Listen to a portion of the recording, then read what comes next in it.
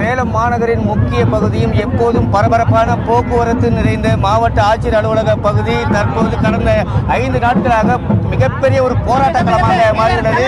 நடப்பாண்டு பொங்கல் திருநாளன்று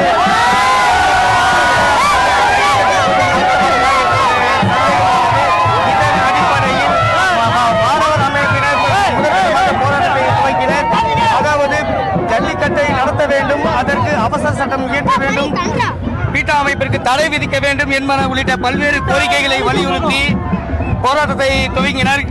இன்று 5வது நாளாக இந்த போராட்டம் நீடித்து வருகிறது.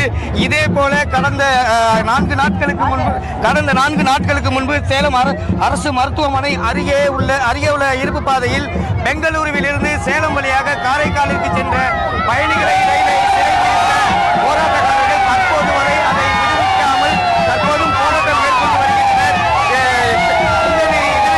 நேற்று தமிழகத்தில் ஜல்லிக்கட்டு நடத்துவதற்கான அவசர சட்டம் பிறப்பிக்கப்பட்டது. அதனைத் தொடர்ந்து இன்று தமிழகம் முழுவதும் ஜல்லிக்கட்டு விளையாட்டுப் போட்டிகள் நடைபெறும் என்ற ஒரு எதிர்பார்ப்பு எழுந்திருந்தது. அதன் அடிப்படையில் அலங்காநல்லூருக்கு இணையாக சேலம் மாவட்டம் ஆத்தூர் அருகே உள்ள கூலமேட்டில் இன்று ஜல்லிக்கட்டு போட்டும் நடைபெறும் என்ற ஒரு எதிர்பார்ப்பு எழுந்திருந்தது.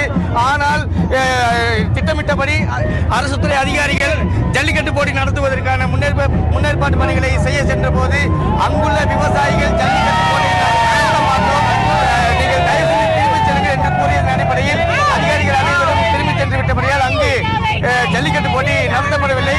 5வது நாளாக இன்றும் சேலம் மாவட்ட ஆட்சித்தலைவர் அலுவலகம் எதிரே மாணவர்கள் நடத்தும் போராட்டத்திற்கு ஆதரவாக ஏராளமான பொதுமக்கள் தங்கள் குடும்பமாக வந்து அவர்களுக்கு ஆதரவு தெரிவித்து வருகின்றனர். இதனால் சேலம் மாவட்ட ஆட்சியர் அலுவலக வளகாப்பதி உட்பட அதன் சுற்றுவட்டார பகுதியில் சுமார் 10,000க்கும் மேற்பட்டோர் திரண்டிருந்து தங்களது எதிர்ப்பை வெளிப்படுத்தி வருகின்றனர்.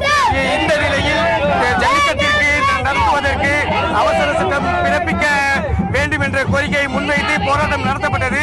ஆனால் தற்போது இந்த அவசர சட்டம் வந்து 6 மாத காலம்தான் நீடிக்கும் என்பதாலும் இதை நிரந்தர சட்டமாக மாற்ற வேண்டும் என்ற ஒற்றை கோரிக்கையை தற்போது வலியுறுத்தி சுமார் 10,000க்கும் மேற்பட்டோர் இங்கே ஆர்ப்பாட்டத்தில் ஈடுபட்டுக் கொண்டிருக்கின்றனர்.